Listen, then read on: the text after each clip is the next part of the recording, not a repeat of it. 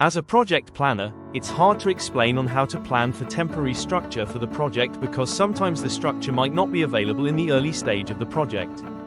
Not everything built is in the drawings. Sometimes we only have construction sequences built based on project manager sequence of works. For example, temporary structure works, which contracted to build our critical activities, but often overlooked.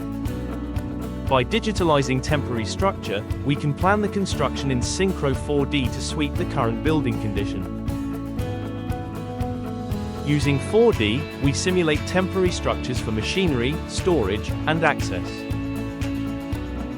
Now, we can plan exact durations, spatial conflicts, and logistics before site execution.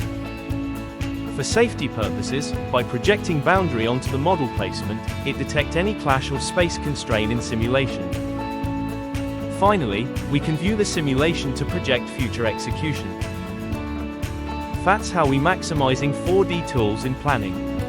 To know more, please contact us for software and training.